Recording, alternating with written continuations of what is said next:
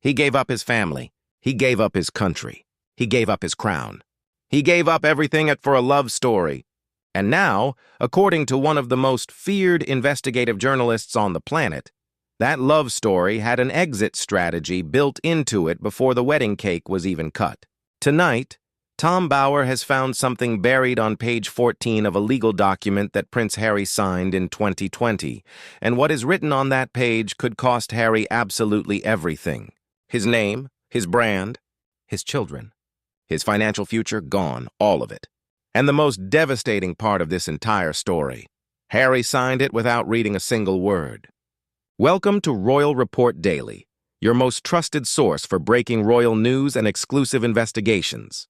Tonight we are covering what many are already calling the most explosive royal revelation of 2026, Tom Bower, the man who brought down Robert Maxwell, dismantled Mohammed Al Fayed's empire, and survived every legal assault Meghan's team threw at his first book, has gone back in. He tracked down 80 people with direct first-hand access to Meghan's private world. And what they told him has produced findings so significant, so legally devastating, and so meticulously documented that Bower himself describes this new material as the most important discovery of his entire career. Don't forget to subscribe to Royal Report Daily and hit that notification bell so you never miss a single update. To understand the full weight of what Bower has found, you first need to understand who Tom Bower is, because his credibility is inseparable from the significance of his findings. Bower is a former barrister and BBC investigative journalist with over 40 years of experience going after powerful people who genuinely believed they could not be touched. He exposed Robert Maxwell, the media tycoon who stole hundreds of millions from his own employees' pension funds while hiding behind an army of the most expensive lawyers money could buy. He went inside Mohammed Al Fayed's business empire and dragged out what Al Fayed had spent enormous resources concealing. He dismantled Simon Cowell's operation from the inside. Bower does not publish on instinct or rumor. He builds cases the exact same way he built them as a practicing lawyer, using documents, timelines, and multiple sources cross-referenced against each other until the cracks split wide open. And when his first book, Revenge, hit shelves, the reaction from Meghan's camp was so aggressive, so coordinated, and so desperate that it raised a question Bower could not stop thinking about.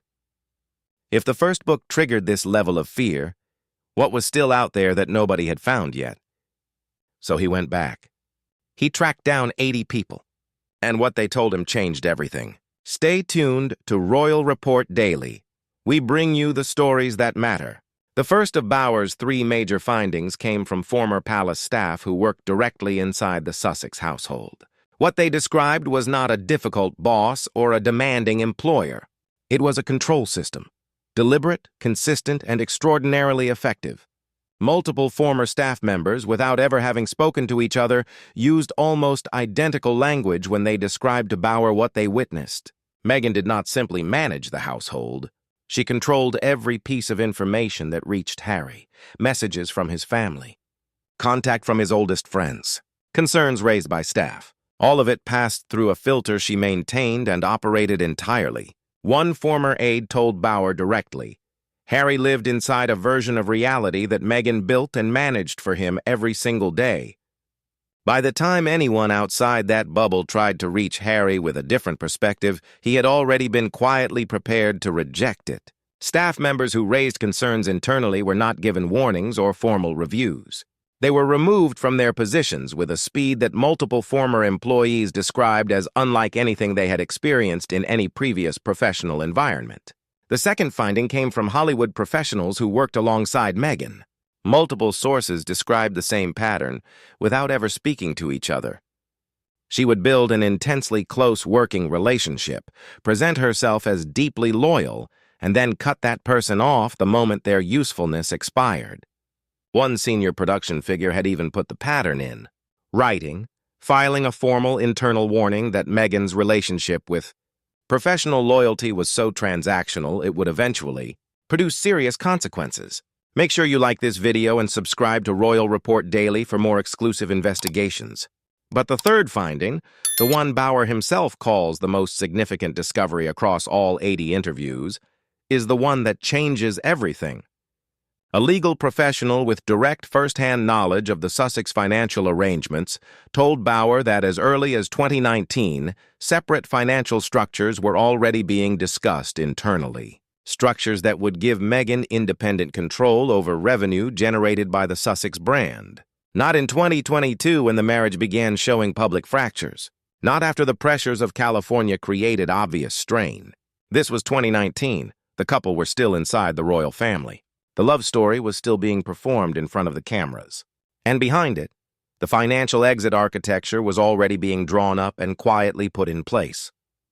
To understand why Meghan knew exactly what language to put in that 2020 document and precisely when to place it in front of Harry, you have to go back much further, to Meghan's first marriage, because she had done all of this before. Most people barely remember Trevor Engelson, Meghan's first husband, a Hollywood television producer who met her when she was still a struggling actress. They married in Jamaica in 2011. 2 years later, Meghan filed for divorce citing irreconcilable differences. The whole thing was quiet, clean, and over so fast it barely registered as news. But what happened inside that settlement tells you almost everything you need to know about what came next. When Meghan sat down with her legal team to negotiate the split from Trevor, the lawyers on his side were not prepared for what they encountered. She had not walked in with one lawyer. She had walked in with a team. She had read every line of every document before the first meeting. She questioned every clause and pushed back on every term that did not directly serve her long-term financial independence. What almost nobody has reported is a specific financial arrangement inside that divorce that Meghan later used as a direct template. According to people who know Engelson personally, Meghan's team inserted a clause into the agreement that gave her full ownership of any future earnings, derived from projects developed during the marriage, even if those projects had not yet generated income at the time of the split. Engelson realized only months after the divorce was finalized that this clause had cut him out of several projects he had actively helped develop.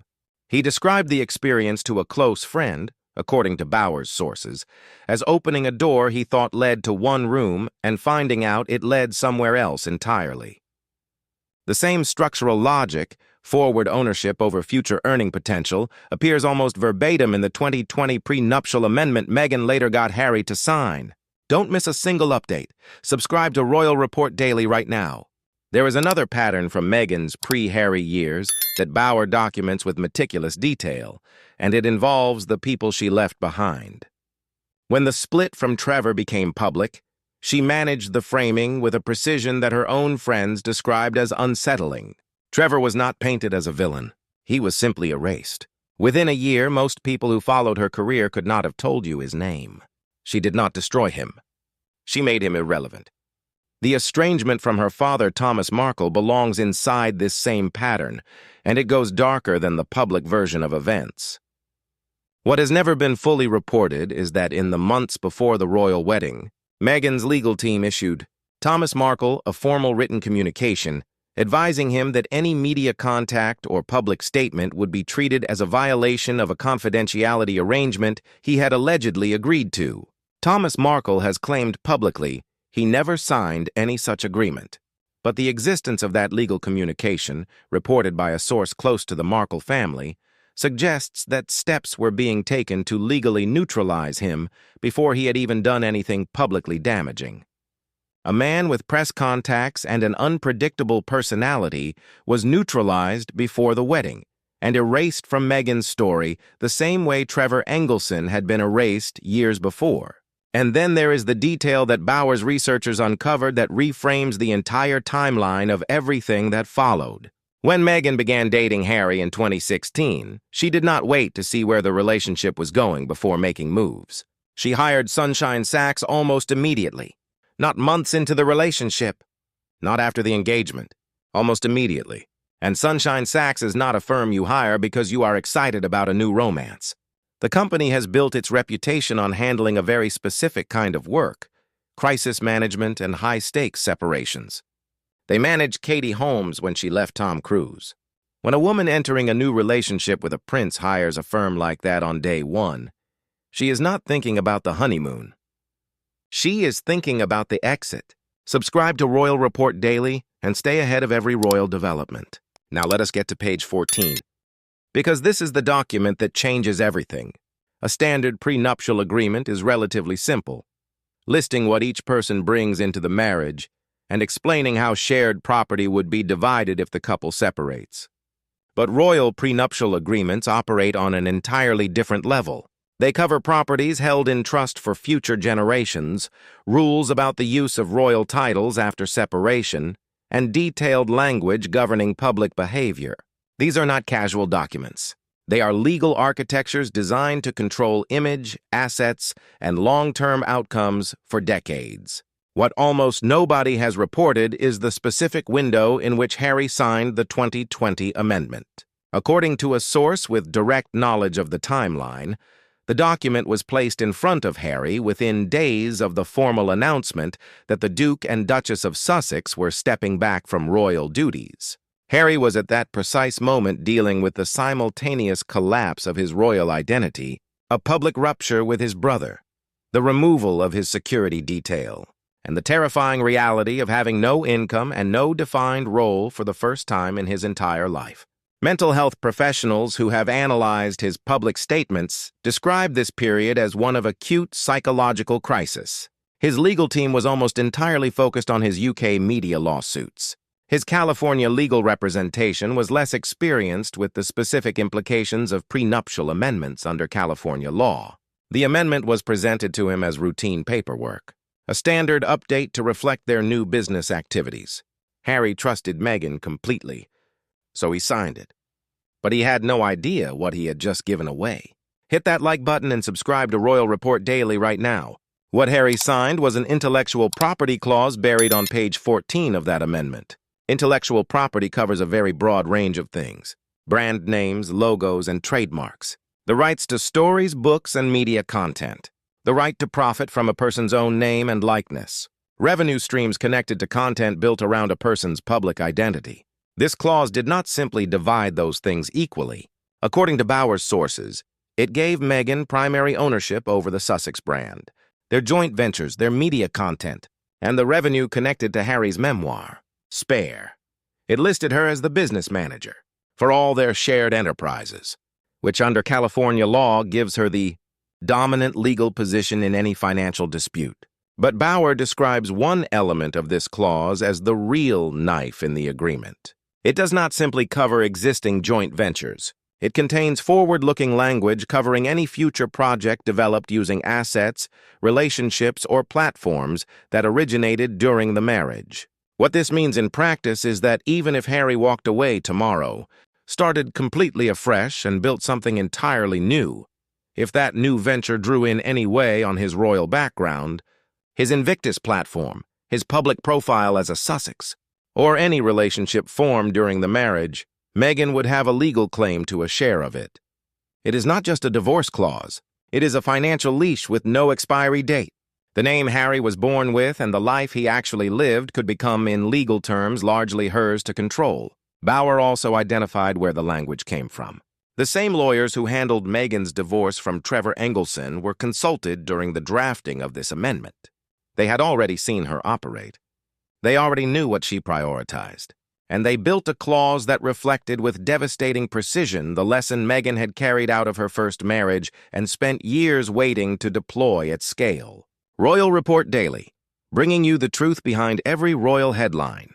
While Harry was publicly unraveling across the following years, fighting court cases in London, weeping in front of judges, Meghan was back in California quietly and systematically building an empire designed from its very foundation to survive the end of the marriage. American Riviera Orchard appeared first, a lifestyle brand filed as a trademark application under her name alone, with no reference to Harry anywhere in the documentation. No joint ownership, no shared filing. Then the podcast deal arrived, again structured with her listed as the sole proprietor. Even the family book The Bench was set up with no financial connection to Harry whatsoever. Every single business structure Meghan created during this period told the same story. She was not building a shared future with Harry. She was building a personal fortress. According to a financial advisor who spoke to Bower, the method for moving money, involved the creation of what are known in California as single-member LLCs, limited liability, companies owned entirely by one person and treated as legally separate from any marital estate. Bower's sources identified at least 5 such entities established in Meghan's name alone between 2022 and 2024. Harry is not named in any of them. The reported $38 million debt figure connected to Sussex finances is not what it appears to be either. Bower's financial sources described something far more calculated. A significant portion of that debt is structured so that the liabilities appear jointly held while the actual financial burden attaches more heavily to Harry's side. Under California law, courts look at who derived the primary economic benefit from the spending. If Meghan can demonstrate that expenditures were primarily related to Harry's legal cases and personal projects rather than their shared business ventures, courts could assign a disproportionate share of that debt to him. Every advisor Bower spoke to described it using the same word: textbook. Don't miss a single update. Subscribe to Royal Report Daily right now. In January 2026, Meghan rehired Sunshine Sachs. On the surface, it looked like a routine business decision. But people who understand how high-profile divorce strategy actually works described it to Bower as anything but routine. You do not bring in a crisis management firm that specializes in separations unless the separation is already decided. You bring them in 3 to 6 months before filing, so that by the time the papers are served, the public already has a version of events that makes you look like the victim and your spouse look like the problem. The story planted in those months before filing is the story that sticks. What has never been reported anywhere is the specific advice Meghan allegedly received from a senior Hollywood divorce attorney in late 2020, advice that shaped everything that followed. According to a source close to that attorney, Meghan was advised that the single most effective way to secure a dominant legal position in a California divorce involving a public figure spouse was to establish herself as the primary commercial driver of the partnership before any separation occurred. California courts look at who built the business. If one spouse can demonstrate they were the architect of the commercial enterprise, the creative force, the deal maker, and the public face of the brand, that spouse enters any asset dispute from a position of enormous strength. Every move Meghan made from 2022 onward aligns precisely with that advice. Bower was precise about the legal timeline. California family law requires 6 months of residency before a divorce petition can be filed. Meghan has been a permanent California resident for years. Bower's sources told him she could file within 6 months of January 2026, and the moment she files, everything assembled since 2020 activates at once. The intellectual property clause on page 14 kicks in. The asset structures lock into place. The trademarks, the business registrations, the financial flows routed away from jointly held entities, all of it becomes the legal framework a California court will use to determine what belongs to whom. And Harry will walk into that courtroom with almost none of the protections he thought he had. Subscribe to Royal Report Daily and stay ahead of every royal development. Bower's portrait of Harry across this entire period is the part of the story that lands the hardest. Because it is not a portrait of a foolish man or a weak one. It is a portrait of a completely destroyed one. Harry entered this marriage already broken in ways that most people cannot fully imagine. His mother died violently when he was 12 years old. The royal family's response was to suppress his grief and train him to perform composure for cameras. He spent decades carrying that damage while being handed a ceremonial role that gave him no real purpose and no real identity.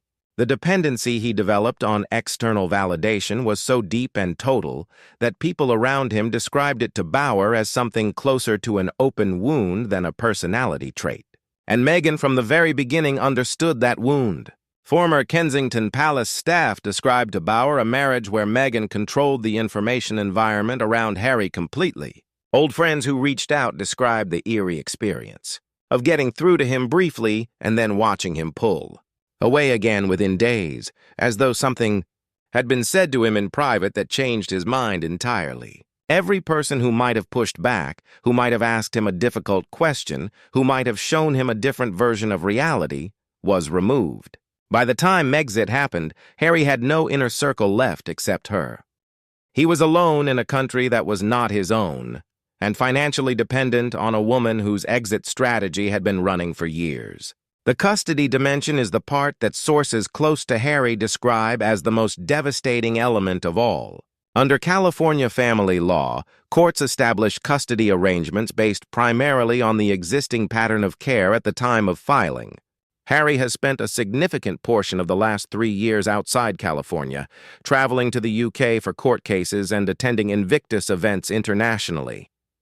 While Meghan has remained in California, present in the children's daily lives, serving as the primary caregiver in practical terms. When divorce papers are filed, Meghan's legal team will immediately submit documentation of Harry's absence pattern as evidence supporting her application for primary custody.